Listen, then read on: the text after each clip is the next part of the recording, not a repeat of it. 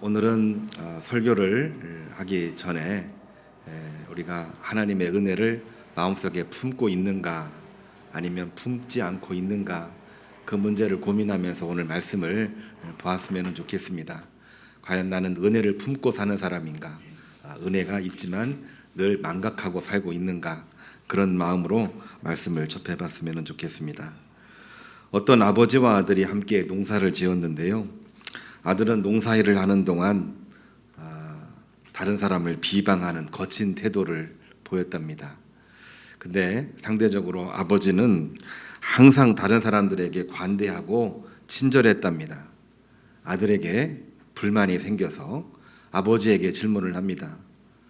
왜 우리가 남들에게 친절하고 관대하게 대해야 됩니까?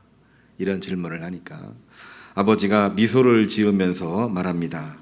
아들아, 은혜라는 것이 있다.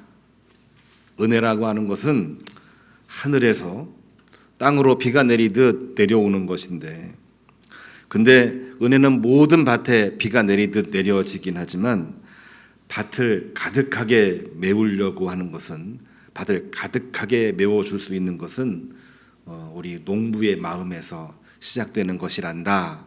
이런 이야기를 했습니다.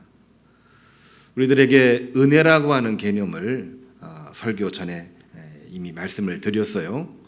은혜가 우리에게 없는 게 아닙니다. 하늘에서 비 오듯 온 땅, 온 지면에 내리고 있는데 우리는 그것을 은혜라고 생각할 때가 참 많아요. 그런데 진짜 은혜는 무엇입니까?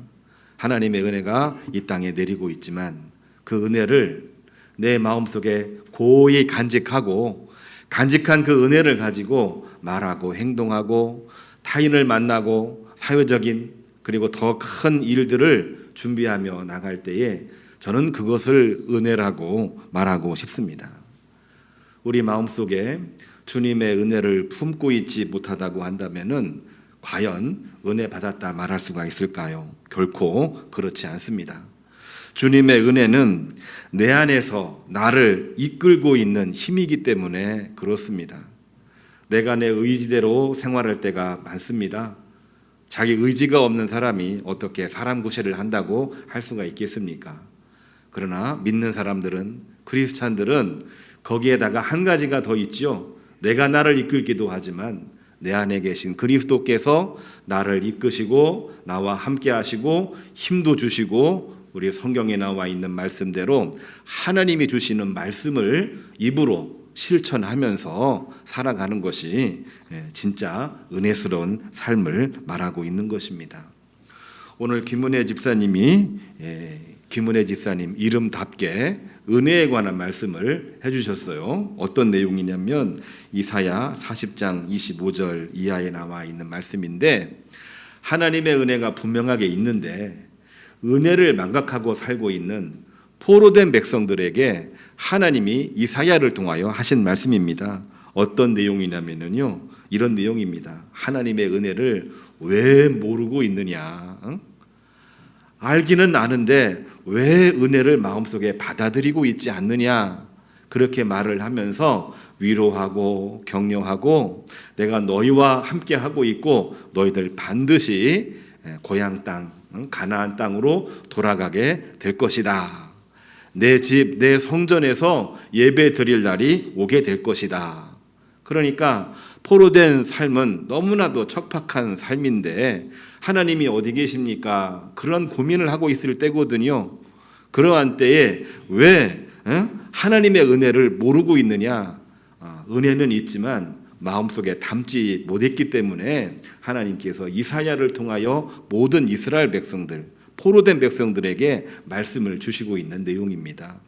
우리가 여러 번 설교를 통해서 이사야 40장부터 49장까지는 포로 생활할 때 주셨던 하나님의 말씀이거든요. 그렇기 때문에 이사야 40장 1절은 뭘로 시작을 하고 있냐면은 위로하라 위로하라 내 백성을 위로하라.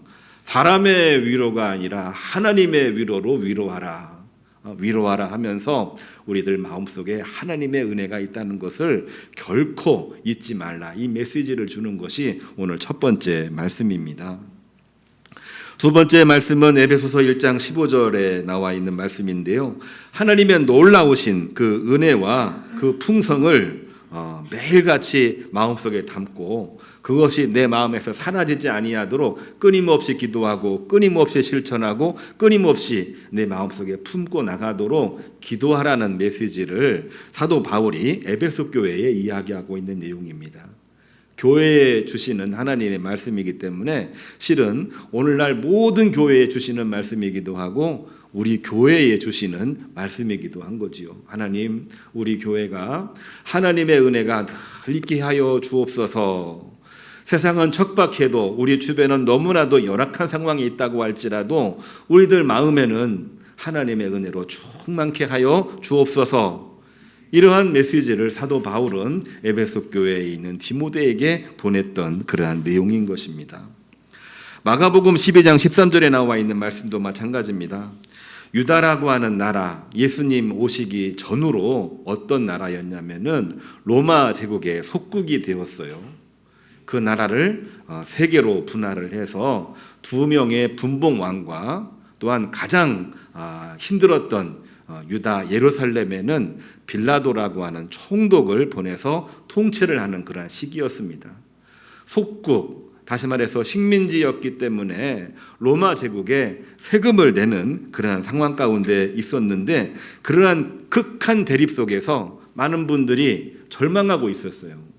그리고 하나님의 은혜가 우리에게는 없다라고 생각을 하고 있었을 바로 그러한 때에 주님께서 직접 나타나셔서 주님의 말씀, 주님의 은혜가 무엇인지를 분명하게 보여주시고 있는 말씀이 오늘 세 번째 주시고 있는 말씀입니다. 성도 여러분, 우리 마음속에 하나님의 은혜가 있다는 것을 우리는 꼭 확인하면서 이 말씀을 봤으면 좋겠습니다. 마가복음 12장 13절 우리가 많이 들었던 말씀이죠. 바리새인과 헤롯 당원들이 이렇게 시작을 하고 있는데 바리새인들은 율법학자들이고 서기관들이지요. 그리고 헤롯 당이라고 표현을 했지만은 헤롯 당원들은 다름이 아니라 사두개인을 말하고 있습니다. 왜냐하면은 헤롯 안티파스라고 하는 사람이 쿠데타를 일으켜서 성전을 이제 리모델링을 이제 했습니다. 그리고 이 로마로부터 이 그 왕권을 이제 인정받는 그러한 그 당원들이었거든요. 거기에는 헤롯 왕도 있고 그 아들의 헤롯 왕이라는 이름도 있습니다. 그들이 주님을 함정에 빠뜨리려고 이러한 질문을 합니다. 가이사에게 세금 바치는 것이 옳습니까? 옳지 아니합니까? 로마와 유다 사이에는 제국주의와 식민지유라고 하는 극한 대립 상황에 있기 때문에 세금을 내는데 어디에 내야 되느냐 그런 문제거든요.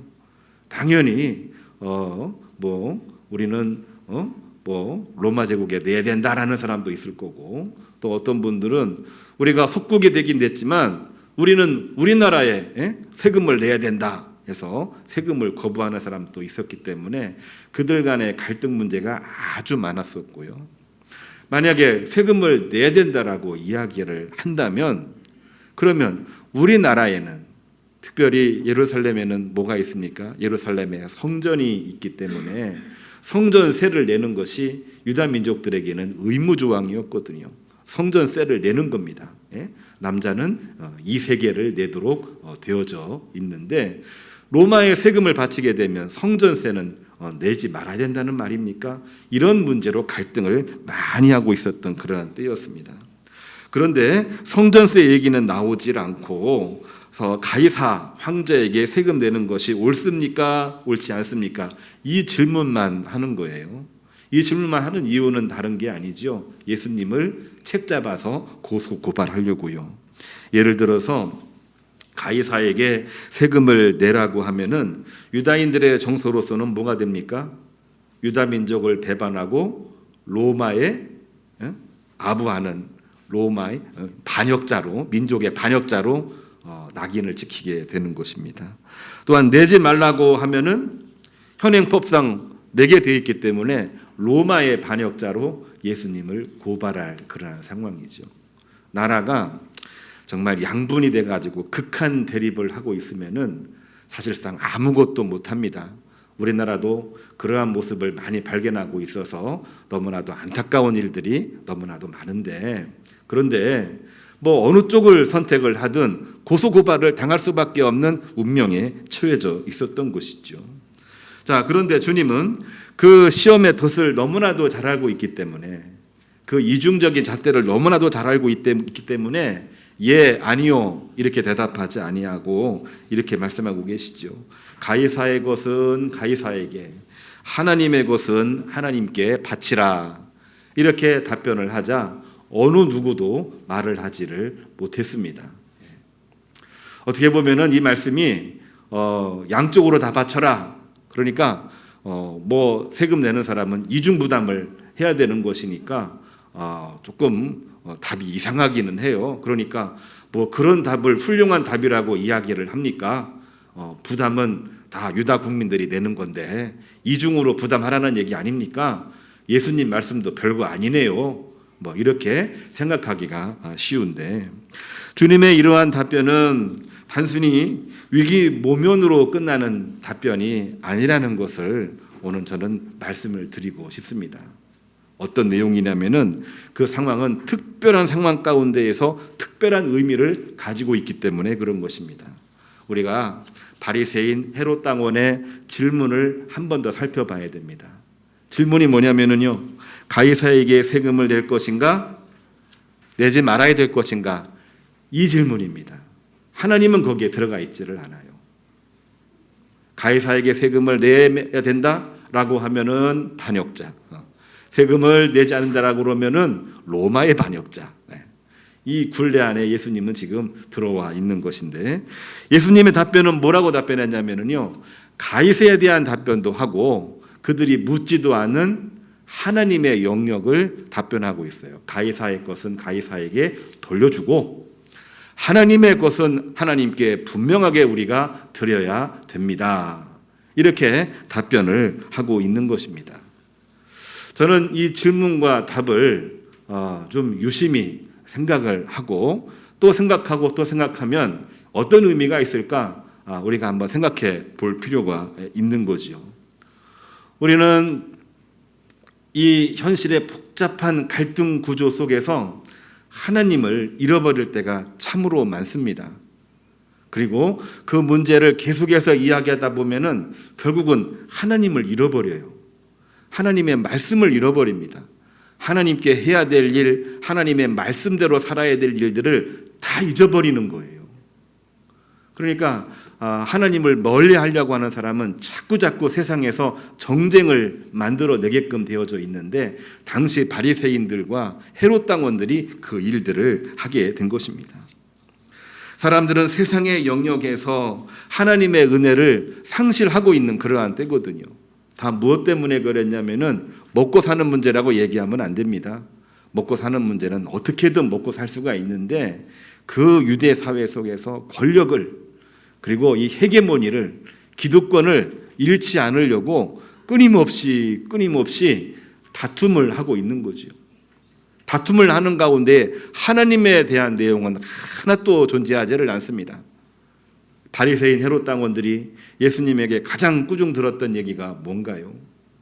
그런 일에는 열심히 집착하고 그런 일에는 열심히 노력을 하고 있으면서 하나님 앞에 세금을 바치는 것, 또한 하나님의 일을 해나가는 것, 하나님의 말씀대로 하나님을 사랑하고 내 이웃을 내 몸처럼 사랑하는 일에는 표리부동한 모습을 가졌던 게 바리새인들과 헤롯 당원들의 모습이었거든요. 그렇기 때문에 세금 바치는 문제를 자꾸 부각을 시켜서 하나님의 영역을 자꾸 축소해 나가려고 하는 의도가 이 이야기 속에 들어 있는 것입니다.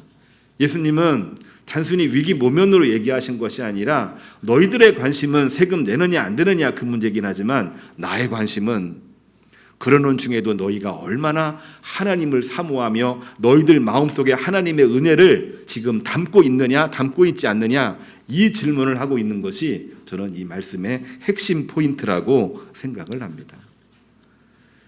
이 내용을 얻기까지 참 많은 고민과 기도를 할 수밖에 없는 그러한 내용인데요. 이것은 그 옛날 예수님 시대의 이야기일 뿐만이 아니라 오늘날 우리들의 모습이기도 하지요. 세상이 힘듭니다. 먹고 사는 문제로. 세상이 정신적으로도 힘듭니다. 정쟁, 갈등으로.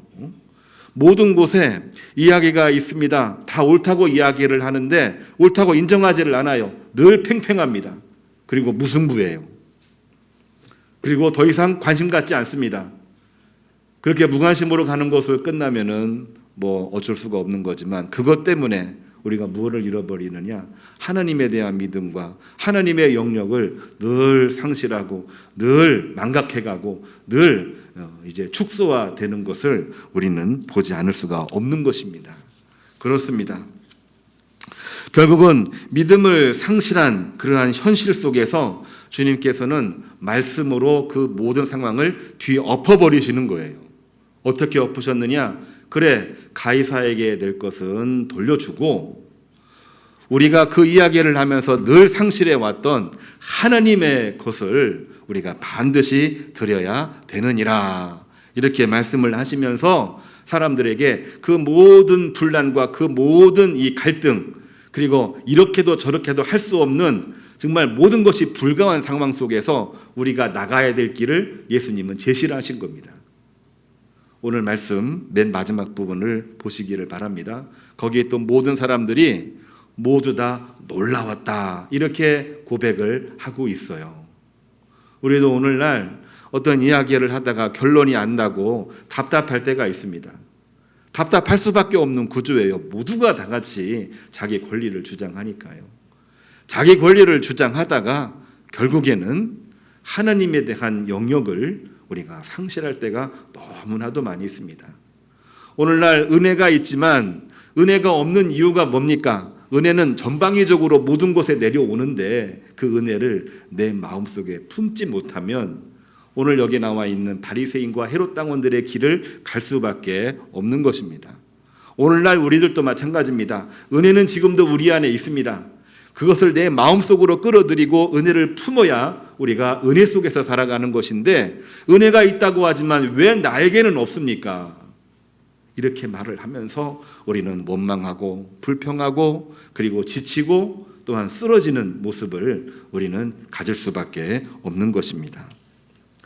성도 여러분, 은혜를 알고 사는 삶이란 과연 무엇인가요? 세상에서 하나님의 뜻이 이루어지기를 기도하며 그것을 실천하는 삶이 은혜를 가지고 사는 삶임을 우리는 꼭 기억을 해야만 되겠습니다. 세상의 삶은 늘 불완전할 수밖에 없습니다. 세상의 물리적인 국가 권력을 비롯해서 그 외에도 수많은 이 세상적인 힘이 압도적인 가운데에 정말 우리가 하나님의 영역을 어떻게 확보해야 될지 쉽지 않은 그러한 것이긴 합니다만은, 그것이 큰 만큼, 압도적인 것만큼 우리는 하나님의 몫을 더 크게 가지는, 하나님의 은혜를 내 마음속으로 모으는, 오늘 맨 처음으로 예화를 드렸던 것처럼 은혜는 모든 밭에 내려오지만 내 밭이 은혜를 입으려면은 내 마음에서 출발하는 것이라 예화를 함께 들었습니다. 그 은혜를 내 마음속으로 받아들이고 내 마음속에 품고 그 은혜를 가지고 생활하시는 가운데에 승리하시기를 주님의 이름으로 축복합니다. 놀라우신 주님의 은혜를 품지 않으면은 본인이 시험에 들게 되어 있고 또한 동시에 타인을 시험에 빠지게 하는 그러한 일들을 할 수밖에 없습니다. 바리새인과 헤롯 당원들이 그랬습니다. 그들의 율법에 철저하다라고 이야기를 했고 1.1획도 틀리지 않는 실천을 하고 있다고 이야기를 했지만 그들에게 뭐가 없는 겁니까? 은혜가 없는 거죠. 아니, 은혜는 있지만 은혜를 마음속에 품고 있지를 못하기 때문에 결국에는 성전세에만 집착을 하고 하나님의 영역이 점점 줄어들기 시작을 하는 겁니다. 그것이 줄어드니까 하나님의 은혜가 뭔지를 모르니까 예수님을 책잡아서 고소고발하려고 결국에는 그 정쟁 속으로 예수님을 몰아넣고 예수님을 죽이려고 했던 의도가 바리새인 헤롯 당원의 모습이게 되는 것입니다. 오늘날 우리도 많은 갈등과 고민 속에 있습니다. 사실 따지고 보면은 이 개인적인 갈등으로부터 정치적인 이 쟁론에 이르기까지 수많은 일들이 한쪽에서 제기하면은 그 문제가 풀어지지 않고 대등하게 끝나고 무승부로 끝나버리는 일이 많습니다. 지치죠. 지치는 곳으로 끝나지 아니하고 하나님의 영역, 하나님의 은혜는 점점 약해지고 있는 그러한 때에 우리는 예수님 말씀을 꼭 기억을 해야만 되겠습니다.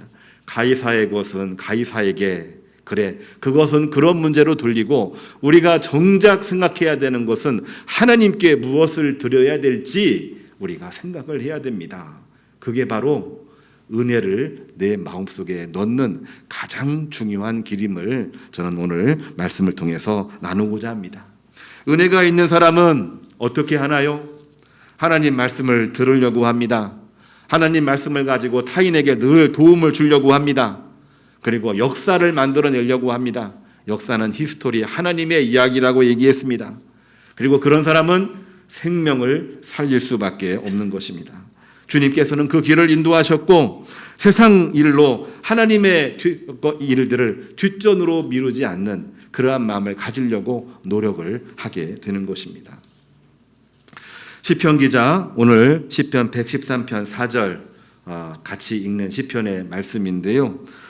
놀라우신 하나님의 은혜를 마음속에 품고 갑시다. 이렇게 고백하고 찬미하고 있는 그러한 내용입니다. 오늘날 상황이 녹록지 않습니다. 정치도 경제도 모든 것이 개개인 간에도 정말 갈등입니다. 그리고 해결의 기미가 없습니다. 그러한 때 우리가 말려 들어가는 것은 우리를 지치게 만듭니다. 세금 문제와 똑같습니다. 그러한 때 예수님이 하신 말씀이 뭔가요? 가이사의 것은 가이사에게, 하나님의 것은 하나님에게 우리가 분명하게 구별하여 마음을 정리하고 하나님의 영역을 내 마음속에 끌어들이심으로 말미암아 은혜가 있는 성도 여러분이 되기를 바랍니다. 은혜로 모든 일에서 승리하기를 주님의 이름으로 축복합니다. 예배를 통해서, 또한 기도를 통해서, 목장 모임을 통해서, 또 찬양을 통해서 모든 하나님의 은혜를 내 마음속에 품고 그 은혜를 가지고 승리하시기를 주님의 이름으로 축복합니다. 파송 찬양 주님 다시 오실 때까지 함께 부르겠습니다.